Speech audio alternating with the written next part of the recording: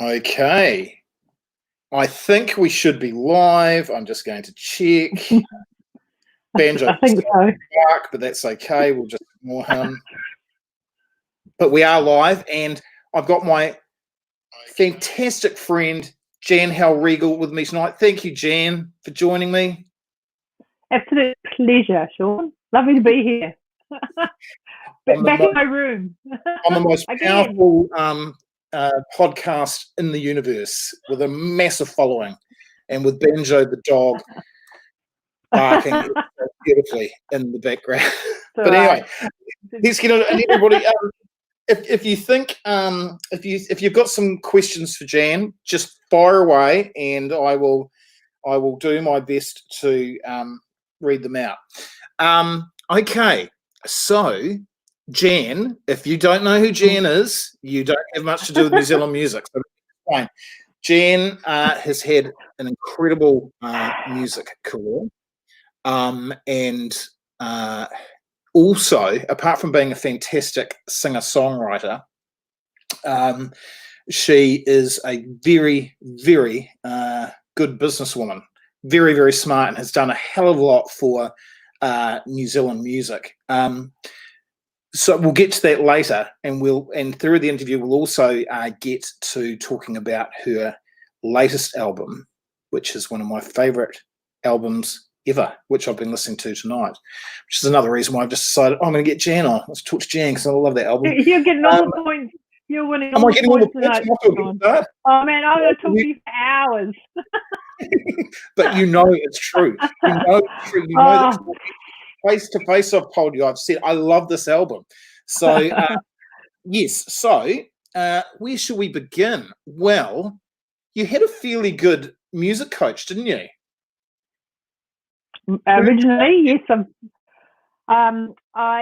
Singing. I was trained by Sister Mary Leo, Dame Sister Mary Leo. I was meant to get into the world of opera, but what happened is I went to Otago University and found rock and roll and ruined my voice forever. But there you go. Because she trained Dame Kiri Takano as well, didn't she? Yeah, she was amazing. But she was pretty old when she looked after me, though. Like she would have, I would have been one of the last students she kind of had. Were you ever tempted to get into opera? Oh no, I love it, but I can't sing it anymore. No. So tell me, you're going to get all the cliche questions tonight from me because I'm not a seasoned interviewer. But where did your love of music start? When did you go? See, that's a really cheesy question, but when did you start to think, oh, I really love this music? I think I'd like to have this be a big part of my life. You know, when you're watching those, yeah, no, you're still on. I should have told you that I do these magical things like that. So now you're full screen. Oh, okay. So now I'm full screen. Okay. They were a professional. So yeah, no, fair enough. You know those TV shows where those 8-year-old kids are going, oh, I've dreamed about being a singer all my life. And they're only 8. Actually, I never had one of those. I didn't even think you could be a musician actually. But the thing is, music's been in my family for many centuries, and I can't escape it. I've got the bug, and probably had it on my poor kids. But music is my life. That's it. That's how it is. I love it. So you went to Dunedin in the 1980s, and you got into a band with your brother. Talk me through that. Yeah, so I was really shy, believe it or not, about being on stage. I wasn't so much shy socially, but I was very shy about going on stage. In fact, I really didn't want to go on stage, but my brother Rob encouraged me to come up and play keyboards, his band working with Walt. So that was my first sort of step in that direction. And then there was a women's festival in Dunedin, and so I was kind of asked to perform because people had seen me in Rob's band, and I thought, oh no way, I'm not going to get on stage. But then I asked some friends to join me, and I thought, oh, how hard is it to write songs? I guess I'll write the songs too. So I wrote some songs and we played them all on our first gig. And I've got to say, we were probably one of the worst bands we've ever heard in the world. By the end of our tenure, we were pretty good. So it was a pretty amazing way to start, playing with friends, learning our instruments as we went, and we got really good. So yeah, it was a good time. And so then Cassandra's ears. Cassandra's ears, yes. In the 80s, through that period. Late 80s. Late 80s. Late 80s. Late 80s, really. yes. Late 80s. Yep, that's right. So talk me through that period with Cassandra's ears. Well, we were students. We were students, and we toured the country many times. We were great, and it was a really fun time. And I kind of learned my stripes on that band. With that band, we paid for all of our album EPs ourselves from our gigs, and we did all our artwork, and we released all our records ourselves. We got them distributed by JWEM. But I was really proud of all of that. We did it all ourselves, and it taught me the resilience, and actually how to do it now. I mean, a lot of the stuff I do now is because of all those very hard years, in the beginning, and it was fun. But we just did it, and it was good, and it was a great time. And I'm how many years were you together? Really grateful. How many years were you guys? How many years were you together? It was a good 4 or 5 years, actually. Like I said, by the end of it, we were hot. We were sharp band, and we I think we did a really good job. I think, in terms of rock and roll stories, I think that was a good band. Had a good rock and roll story. Yeah. And did you do songwriting yourself, or was it a collaborative thing between all of you? Because weren't you flatmates? Isn't that how it all started? Oh no, we weren't flatmates. But we were all friends. Right. And Okay. although now I don't actually remember how it all came about, I think that would have been the beer we were drinking in the days. But I think we met. Part of it, the band was put together in the tuck shop, or down in the cafe at uni. And then one of the band members, Felicity, said that we actually put some of the band together up on a ski holiday. And I'd never been skiing before, right? So that was pretty out of it as well. It was a pretty wild holiday for me. I'd come from Henderson, and I'd never even seen the snow, So, and all my friends were really good skiers, except me. I was down on the beginner's pit for a very long time, one other person. But yeah, it was an amazing week. So anyway, that's how it all kind of come together. But yeah, I wrote all the songs because I've always been really staunch about writing my own songs. And I think sometimes had I have maybe sung some covers or something, maybe I would have a more stellar career. But I didn't get into it for any other reason but to write songs. So that's what I do. I write songs. It's, I love it. Yeah. So let's talk through some these. Of them are bad too. Some of them are bad. I got to say. Some of those Cassandras they'll never see the light of day. No one will ever know that I wrote them. They'll never ever come out ever again. Yeah. How many songs do you reckon you've written? Oh, yeah, hundreds. But like I said, some of them are really bad. I won't. I've got a song about that. Some things are whispers in the air. I just won't even go there. But sometimes I'll take an idea and I'll fashion it into something else. So no songs are wasted. Yeah, but right. Some of them you shouldn't put out. Just because you've written a song doesn't mean it's very good. So, first solo album, It's My Sin, 1992. Mm-hmm. Actually, It's My Sin tonight. That's great. Yeah, I'm actually, I'm really proud of all my albums. I still think they're all, pretty much where I wanted them to be. So it's a good feeling actually to have a body of work that you wouldn't change. I love It's My Sin. It's My Sin was great because it gave me my career and the way I feel is on It's My Sin, and it's the only song that probably people know that I did. Yeah. Really, when he put, anyway, that's the only song that is even played on the radio. So I'm grateful for that because it gives my name. Yeah. Where did you record It's My Sin, and who was the producer? All around the place. It was a really crazy recording time. We started it in Auckland with JD Souther, who was a big producer from the States. And we spent a lot of time, and I think we ended up with one live track. It was Westie Girls. That was the only track we really ever done. We ever completed that ended up on It's My Sin. And there's a drum track, I think, on another song that never made it onto the album.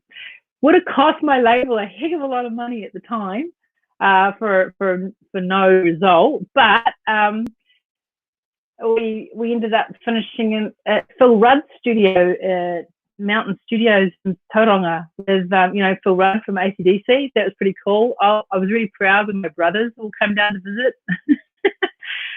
so they could meet him. He comes over the hill on a tractor with a straw hat and everything, and it was a great moment in my life. That's so good. Sort of, yeah. Well, in AC/DC, is sort of pretty important. Yeah. So then we had Tremble in 1995. Yep. Talk us through that. Love that album. I just love that album. It's a great album. Yeah. No, I do. I'm so proud of that album. I'll always be proud of that album. Yeah, really? I wouldn't change it, but that album, love it. Still sounds great today. Why is it? What makes it so totally modern, pretty cool. What makes it so good? I don't know. I just think it was just a lot of really amazing people put a lot of amazing effort into it, and it was created. Had a lot of time to do it, and we created something pretty amazing. It's just you had to be there. I don't know. In life, sometimes you have these experiences that just create really neat pieces, and that was kind of one of them. So. Yeah. And then, of course, Lost Songs in 2013. Oh, well, that wasn't really an album release. That was more of me. I found tapes in a box, and I thought, I never recorded them. So I thought I'd just put them out because they were just demos. A lot of them are demos.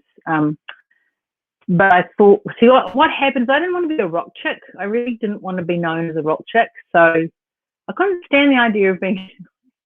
I've never worn leather pants. I'm not really into leather pants. Like, it's just not me. I like floral dresses. And my issue was that everyone was kind of going rock chick. And I'm like, I'm not even a rock chick. So I put all those songs in a box and I wouldn't play them. I would not play them because they were rocky. And so when I had my kids and I was living in the suburbs, I thought, well, no one's going to call me a rock chick anymore. So I thought I'd put them all out again because they are rock songs, a lot of them. And so that was just a little project of mine because I thought, well, they were quite good songs. Maybe I should have done something with them. But, there we go. I did in the end. But I'm not a rock chick, you see. I didn't get called one. So that's You're not a rock chick. Oh, no, you're not a rock chick. So this is now we're going to get into the business side of things because tell us about so you were working with Native Tongue. Yeah. So tell me, this was sort of 2010 to 2013. What were you doing there for them? I was their general manager, so I was I was basically running the New Zealand arm of the company. And so explain to people that are tuning in who may not know much about the music industry, what was involved in that job? Like, what did you actually do there? Well, learned what publishers do. I've been published. I had a publisher, right? I don't even know what they did. I signed all these contracts. I didn't even have a clue what they were when I was young. I signed all these things that to this day, I'm astounded how little I understood what I was signing. And so, funnily enough, I mean, I often did other career jobs for a while because I kind of quit music for a while and learned other skills. And then when I finally got back into the music industry, I was astounded. I went, oh, okay, so that's how the music industry works. It was nothing like I thought it did. From a musician's perspective, I was never told. I wasn't ever told how it worked. So now I know how it works through and through. I thought I'd make it my mission to learn as much as I could about the music industry. Yes. So 2013, you start Aeroplane Music Services. Yeah. Correct? Yeah. Yeah.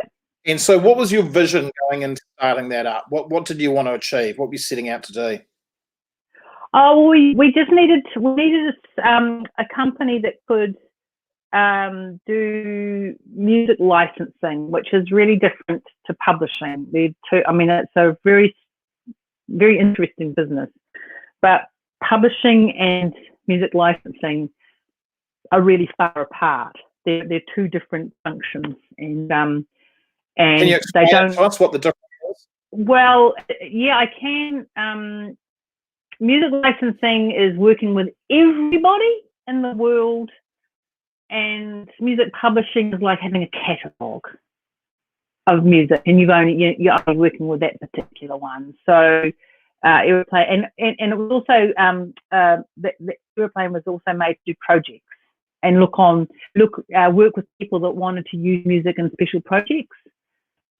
So sometimes, a lot of the time with music, there are many different publishers and many different labels involved, and you kind of need someone specialised to pull all those rights together. That's the main thing, and it's a really specialised job, and I don't do that so much anymore.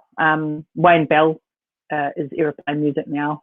It's his, he looks after that now. He's really experienced and can do all of that because you can only do so much in a day. Yes.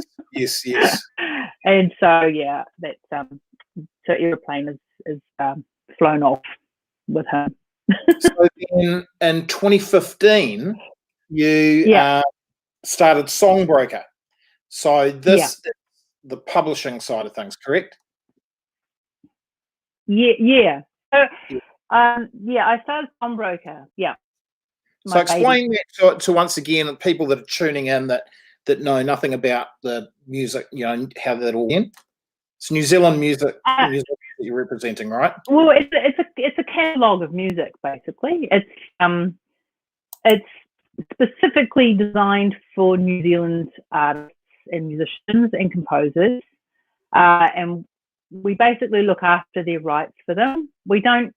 We're very different to your traditional publisher because we're run by musicians, so it's basically designed by musicians for musicians, and it's designed by me, and I didn't want to ever have a traditional publishing agreement ever again. So I thought I'd design a new one. So how many artists would you represent at Songbroker? Quite a few. It's getting up there now. But we can get a lot bigger yet because we want to be big. We want to be really big. And the reason why we want to be really big is because we want to be able to take our catalogue overseas and look big along with the other big ones. we want to be on the same. We're really good. We've got quality. We're really awesome. And the best way to take something overseas is to be playing on the same field as other publishers. That's the plan. Where do you see the biggest opportunities for New Zealand music overseas? I see. There's so many. There are so many opportunities right now all over the place. I keep on finding them. They're mostly overseas, but it is a global environment for music. But the thing is, we can travel online, the stuff that we do. And that's actually in this climate really, really important. So, exporting music doesn't require any travel or transport. So I think the export of music is actually a really big and exciting area that lots of unlimited potential for, for our artists. And the other thing about music, though, is also playing live. That's a really good one as well. That's why we love to do that. We love to play live. The traditional kind of models that everyone's been doing, like you make, release, and record an album and you sell it, which is streaming now, the similar thing. That's kind of like a bit soul destroying, and that's for me not as a musician, not a focus anymore, because it's very, very focused on the chart, and the chart is, I don't get many streams, but I sell a lot of records, physical records. Yes. Like my record this time was a whole new thing, and so for me, it's like, okay, how do I get my music out there, but not following the traditional channels? Because those traditional channels, they closed to me many years ago. They closed to me probably when I hit 30. It's a very youth-orientated focus, and that's great for that type of music. But to me, the music industry is a lot bigger than that. There's a lot more people doing music in New Zealand just for fun, or at a local club, or singing it at school, or wherever they're doing it. It's everywhere, and it's not just what's coming out on the charts. It's bigger than that. The chart's a marketing tool. It's not. That's all it is. It's not indicative of what is actually happening out there with music. This is a really basic question. You're going to go, why the hell does he not know this? This is so simple. But once again, people that aren't in the music scene, can you explain? Like, I can remember legendary tales when I was a youngster in radio about, Better Be Home Soon and songs like that, how much royalties they would get each year. And the royalties came by how much airplay they got. Now you hear and like musicians would, you'd hear about these legendary APRA checks, which were basically the checks that they'd get, for the airplay, because radio stations have got to pay, royalty and whatever. Yeah.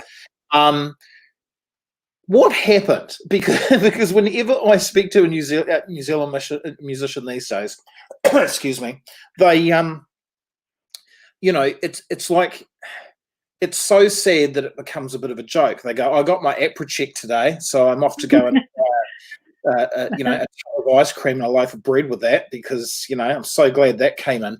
Where has that gone pear-shaped for the musician? Why is the musician missing out on royalties these days? Explain it to me. How many hours have you got there, Sean? Okay, legendary checks. Yes, I used to get those.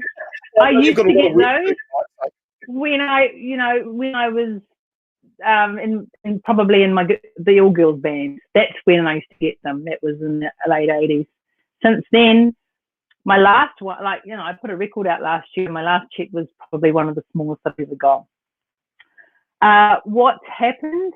Well, I've got some theories, and I'm not going to say I'm no expert,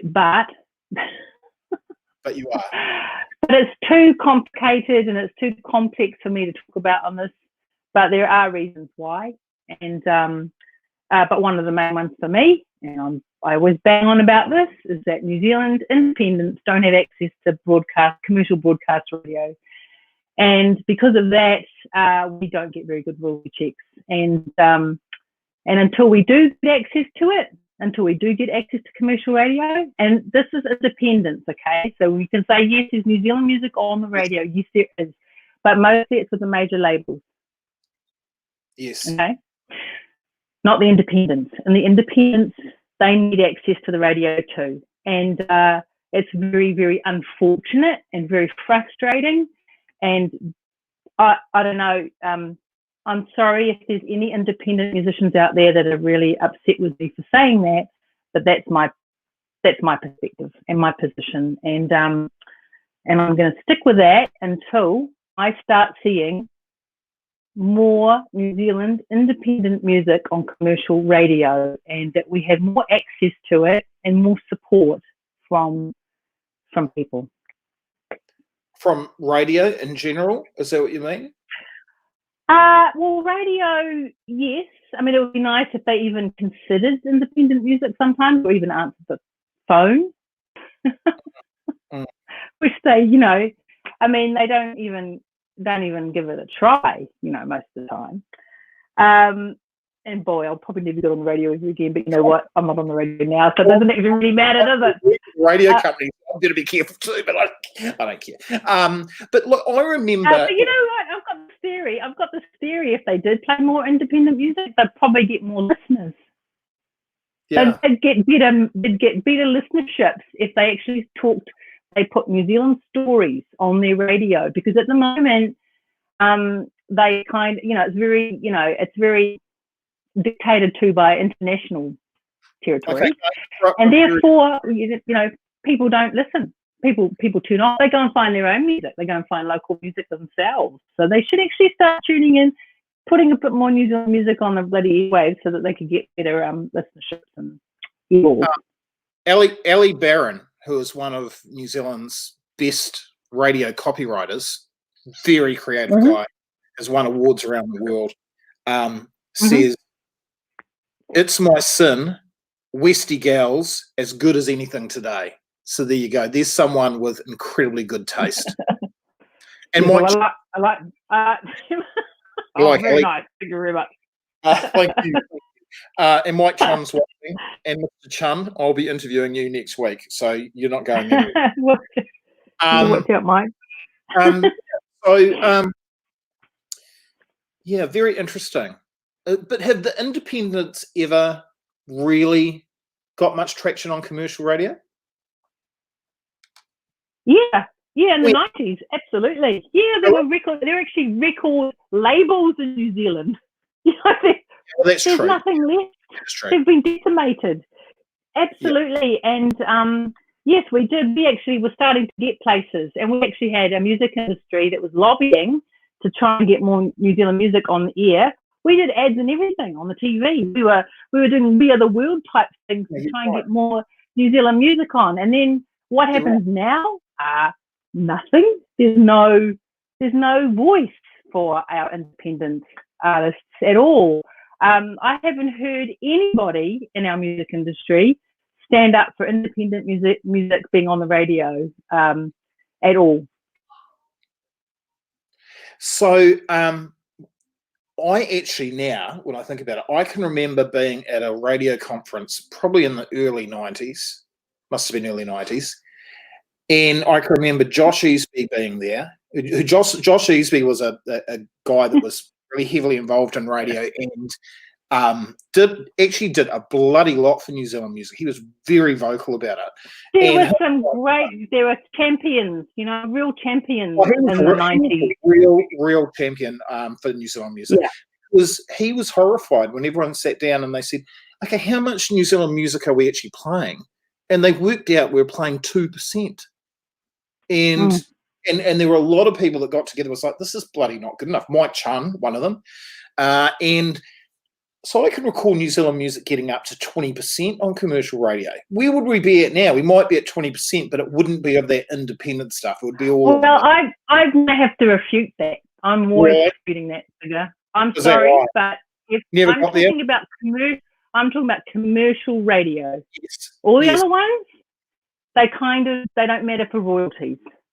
Yeah. Commercial radio, if we extrapolate the percentages, then I would like to see the figures, because from what I understand, less than 10% royalties are being paid back to New Zealanders, that would be the reflection of commercial radio. Yeah. I mean, the figures and the numbers don't lie. If we were on there, we would be getting more royalties, and that's how we know that we're not on there. So I don't care what they say in press releases about how much music is on the radio. There might be more than, you know, on across all of the stations, but in commercial radio, which is where it counts, we don't know. No one will tell us. No one will tell us what that figure is. I wonder, and maybe it's just hopeful, wishful thinking on my behalf.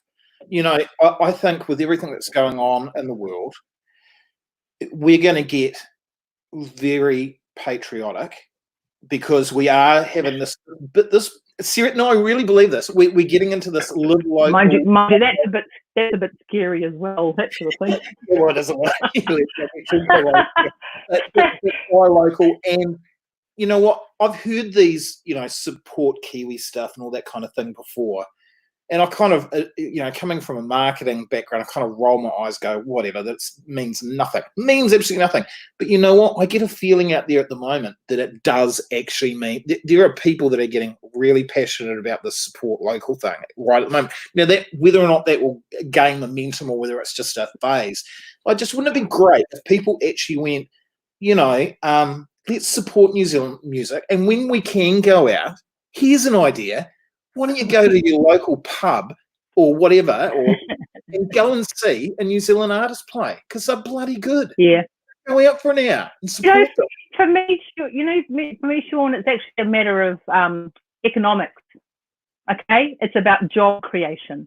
Yes. It's about us having the right to earn a living in this country from royalties that already exist. It's always been like that for me. Because of the patriotic thing, I always get a bit nervous about. I'm not so kind of rah-rah New Zealand.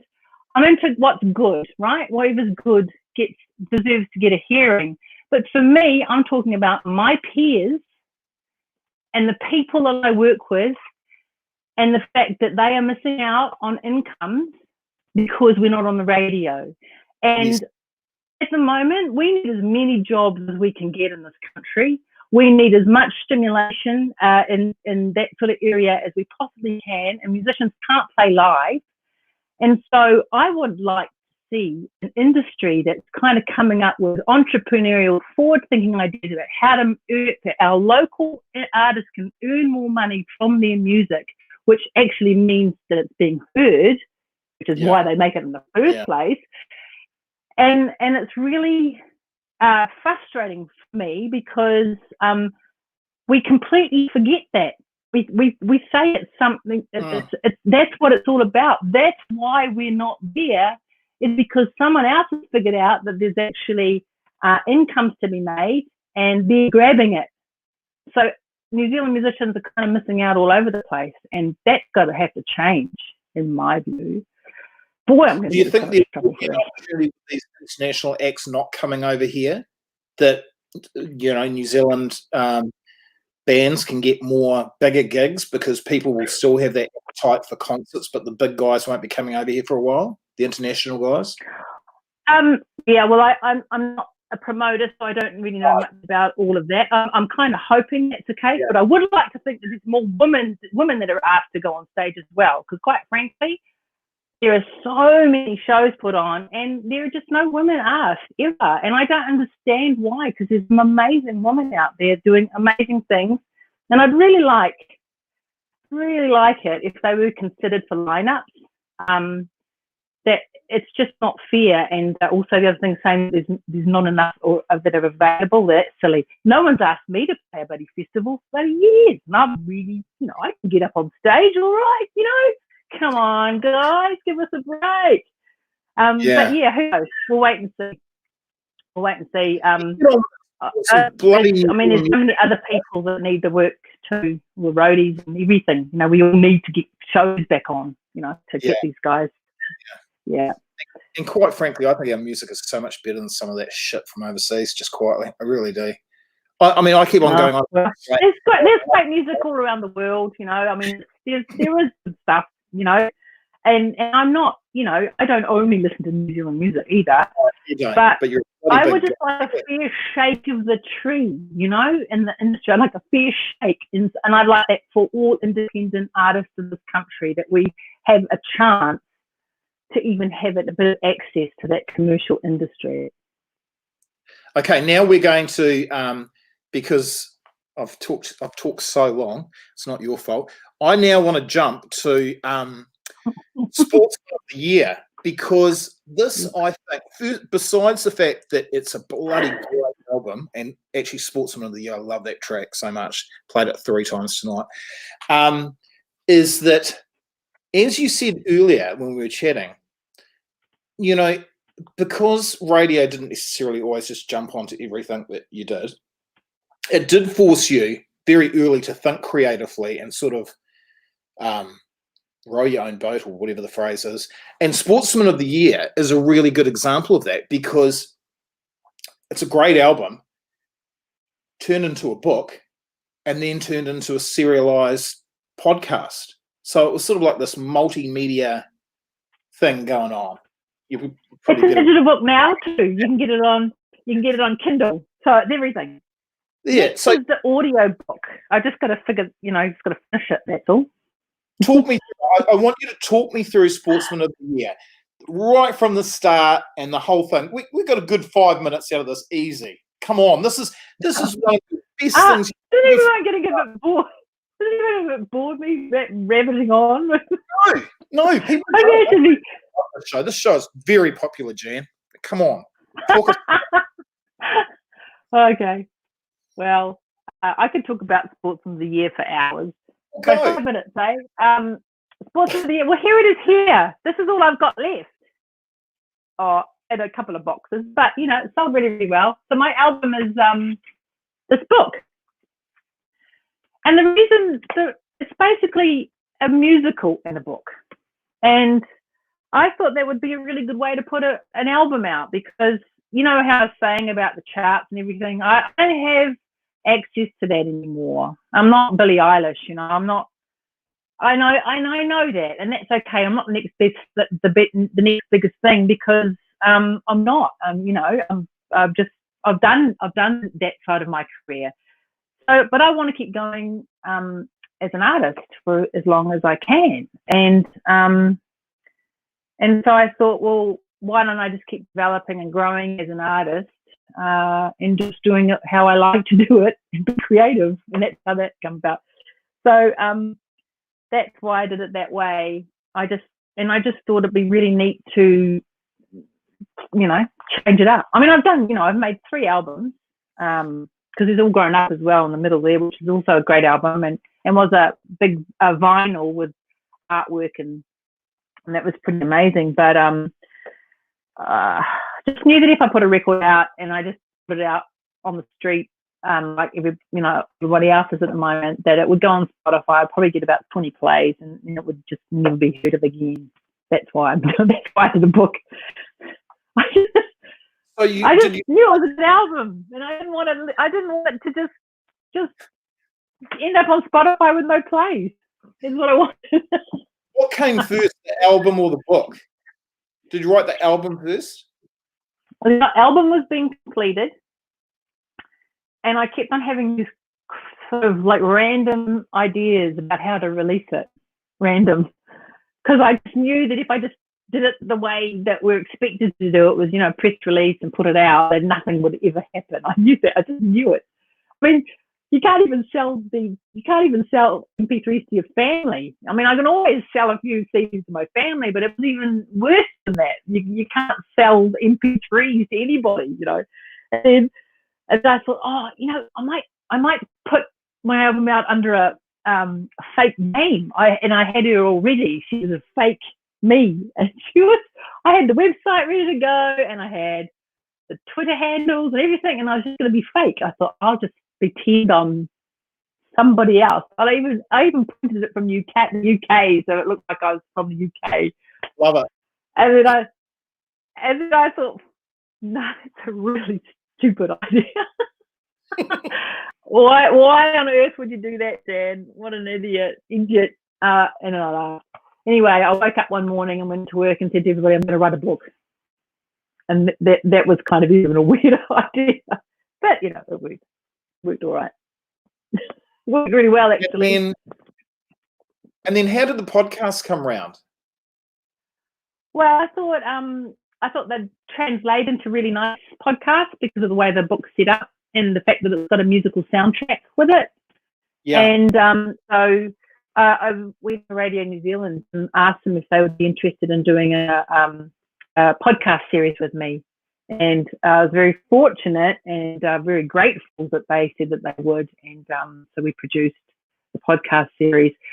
And the podcast series kind of has a little bit of all my music in it too. So it was really nice to be able to use bits and pieces from my entire catalogue and also introduce the songs.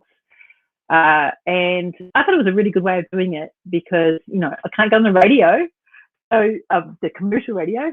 And I thought, well, how do I actually get the album into people's ears? How on earth? And then the podcast idea was like, oh, that's potentially how I can do it. That's how I can introduce everybody to the songs and the book and the ideas and concepts. And by all accounts, it worked. And Radio New Zealand were amazing. They just were. Somebody bought my book the other day, and they said that they heard Radio New Zealand play one of my songs. Right. That's why they bought it. And that's why it's so important for us to have access to the radio. Because if we're not on there, no one actually knows that we've made the stuff, right? And I just know that if a contemporary adult channel played my music, New Zealanders would like it. But they won't. They won't because I have no idea why. I have no idea why. Probably because I mouth off too much. They're never going to play me ever again. Oh, well.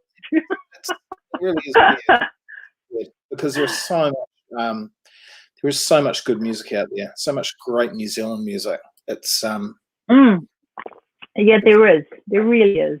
I look at the Songbroker catalogue and I'm just astounded. I mean, I listen to it most days. You know, so I learn all the music and it just I just love all the stuff so much. It's just so much great stuff. It's so cool. Mm. Hey, you said before, I'd like to see more young women up on stage as well. So yes, I would. Yeah, yes, so I would. This is a really cheesy interview. And old women. It doesn't even matter if they're younger or older. Anyone. This is a really cheesy interview question. So what would you tell the young Jan Hellriegel now if you had a chance? What would you say to her? What advice would you give her? That is the cheesiest. You just go. Yeah, I just say, just keep going. Do what you're doing. You're doing fine. You're doing all right. But what I know, you know what I would say? I would say don't take everything so seriously because in the end, life is just kind of you can't actually force it. It kind of goes where it wants to go, and you kind of got to go for the ride and see where it takes you. But no, I think I was proud of my younger self. I think she's pretty brave. She did all right. Yeah, bloody oath. Hey, thank you for the fantastic music that you have given us so far. Can't wait for the next album and the next music project. Congratulations for always being your own person and being so creative and just always going, stuffy, I'm going to do it this way. And thank you for supporting all those great New Zealand musicians out there because they respect you and admire you so much for what you do for the industry, and you should know that. And so I'm letting you know that tonight. They really, really do. So thank you very much, and thank you for your time tonight. And I wish you all the very best. Thank you so much for having me, Sean. It was a real pleasure. I'd probably never work in the industry again now, but it's all good. Thank you, my friend. You have a great night, and you keep up your good work too. You're doing a good job out there for people as well. So yeah, let's do this. Yeah. All right. Okay. Thanks. All right. See ya. Bye-bye. Bye.